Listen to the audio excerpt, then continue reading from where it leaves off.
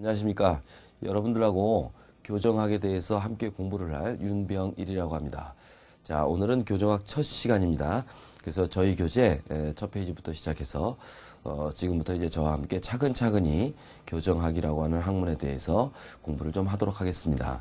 자, 여러분들 교재를 보시면 아시겠습니다만 형사정책학이라고 얘기되어지는 부분이 앞부분에 나와 있고요. 그 다음에 이제 우리가 보통 이제 행영학이라고 하는 부분이 뒷부분에 이렇게 크게는 그렇습니다. 편제가 되어 있어요.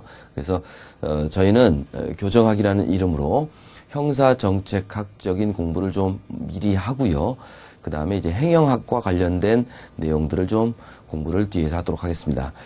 저희 과목 자체가 교정학이다 보니까 행영학 쪽에서 이제 출제가 많이 된다는 거는 여러분들이 감을 잡고 계시리라 믿습니다.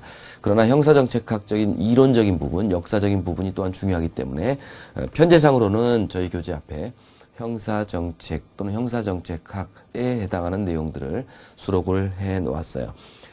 일단 수업 방식은 교재를 중심으로 해서 여러분과 제가 교재에 있는 내용 중에서 핵심적인 내용들, 그 다음에 체계를 잡는 데 굉장히 중요한 내용들, 직접적으로 출제와 관련 있는 내용들 위주로 정리를 좀 하고, 출제가 되지 않지는 않습니다만, 출제 가능성이 좀 낮은 부분이거나, 또는 자주 출제되지 않는 부분은 저와 함께, 대략적인 내용들을 개괄적으로 보면서, 이러면서, 저희 교재에 있는 내용 중에서 출제 비중으로 따져서 중요한 부분과 덜 중요한 부분들을 좀 선별을 하면서 공부를 하도록 하겠습니다. 따라서 여러분들은 저하고 함께 수업을 하실 때에는 제가 수업 중에 강조드리거나 또는 함께 읽으면서 굉장히 중요하다고 말씀드리는 것들은 반드시 좀 체크를 좀 해주시고요. 표시를 좀 해두시기 바랍니다. 그래서 저하고 공부할 때는 여러분들 형광펜이라든가 또는 연필을 반드시 준비해 두시고 중요한 내용은 별표 치시고 또 밑줄을 그어서 혼자 여러분들이 공부하실 때 양을 좀 많이 줄이시고 집중적으로 출제 범위에 해당하는 또는 출제 가능성이 높은 내용들을 철저하게 좀 암기, 이해를 좀 해 주셔야 된다는 말씀을 미리 드리도록 하겠습니다. 일단 저하고 처음 공부하시는 분들이 많으시기 때문에요. 저희 교재를 중심으로 해서 아무튼 중요한 내용들을 서로 읽어가면서 제가 설명을 드리도록 하겠습니다. 자, 저희 교재 맨 앞에 보시면 챕터 1에서 형사정책학이라고 하는 학문에 대한 설명을 조금 해놓고 있습니다. 그래서 가볍게는 여러분들이 좀 많이 봐주셔야 돼요. 왜냐하면 형사정책학 내에서는 형사정책학이라고 하는 개념 또는 용어 자체가 출제가 많이 됩니다. 범위는 어디까지냐, 누가 처음으로 이런 용어들을 사용했느냐, 뭐 이런 연역적인 부분들, 역사적인 부분들이 출제가 좀 되기 때문에 우리는 그 부분 또한 좀 봐주어야 할 것입니다. 자, 그래서 저희 교재 맨 앞에 보시면 개관이라고 해서 나오는데요. 자, 거기 보시면서 중요한 부분들을 제가 좀 체크를 해드릴 겁니다. 자, 원래 형사정책학이라고 하는 용어는 자, 크리미널 폴리틱, 뭐 독일어입니다. 이것을 이제 우리말로 번역을 한 거예요. 정확하게 얘기하면 이제 일본 학자들이 번역한 내용을 우리나라 학자들이 그대로 또 한자어니까 갖다 쓰는 것이죠. 그래서 중요합니다. 그 정도는 체크를 좀 해주셔야죠. 1800년대에 포이어바흐가 코란 형법 서설에서 처음 사용하기 시작했다. 반드시 밑줄을 좀 그어주시기 바랍니다. 그래서 형사정책이라는 말은 용어는 포이어바흐 또는 이거 뭐 포이엘바하라고도 하는데 이 사람이 처음 사용했다. 코란 형법 서설에서 처음 사용했다. 이 말을 반드시 기억을 해주세요. 사람과 책까지 설명을 좀 기억을 좀 해주셔야 될 겁니다. 자, 그 정도 확인하시면 되겠고요. 그러면 내용적으로는 어떤 의미를 가지고 있느냐 하는 게 세 줄이 나와 있습니다. 그 정도는 밑줄을 좀 그어주셔야 될 거예요. 자, 국가작용으로서 형사정책을 대상으로 해서 범죄의 현상, 원인을 사실학적으로 탐구하고 일정한 이념하에 효율적인 범죄 방지 대책을 연구하는 학문이다. 그래서 우리는 형사정책이란 말에다가 론자를 붙여서 형사정책론이라고도 한다. 됐어요? 그 정도는 좀 쭉 읽어주시고요. 핵심 키워드가 좀 있습니다. 형사정책이라고 하는 것은 뭐냐라고 하는데 거기 세 줄에 범죄의 현상, 원인 밑줄 좀 그어주시고요. 그 밑에 줄에 범죄 방지 대책 밑줄을 좀 그어주시면 돼요. 자, 그래서 형사정책이 뭐냐라고 한다면 형사정책이라고 하는 것은 궁극적인 목적은요. 범죄의 방지입니다. 어떻게 하면 범죄가 덜 발생하느냐, 또는 범죄가 발생하지 않느냐, 또는 범죄 발생을 줄일 수 있겠느냐에 관한 얘기고, 자, 이러한 목적을 도달하기 위해서는 범죄가 왜 발생하는지를 고찰을 해야 되겠죠. 규명을 해야 됩니다.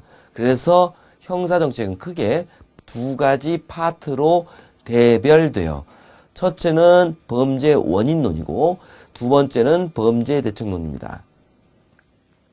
궁극적인 목적은 범죄 대책론에 있다는 것을 다시 한번 강조드려요. 다만 올바른 범죄 대책을 통해서, 즉 범죄 방지 대책을 통해서 범죄의 발생을 줄이기 위해서는 범죄가 발생하는 원인을 규명해야 되고, 그 규명된 원인에 따라서 그 원인을 제거시켜주면 범죄는 발생하지 아니하겠죠.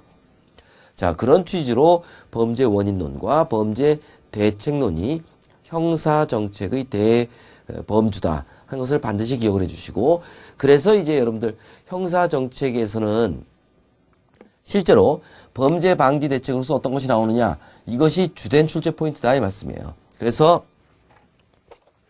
여러분들 머릿속에서는 우리가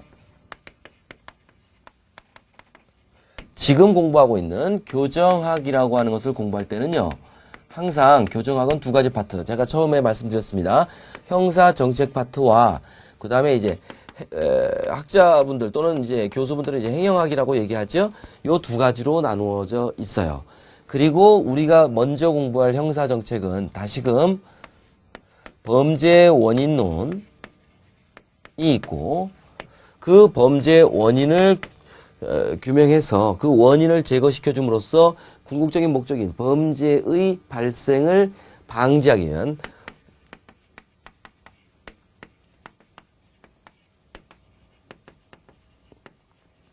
방지 대책론으로 이렇게 규정되어 있다 하는 것을 반드시 기억을 해 주시면 됩니다. 이것이 여러분들 머릿속에 자리 잡고 있어야 할 가장 큰 폴더예요.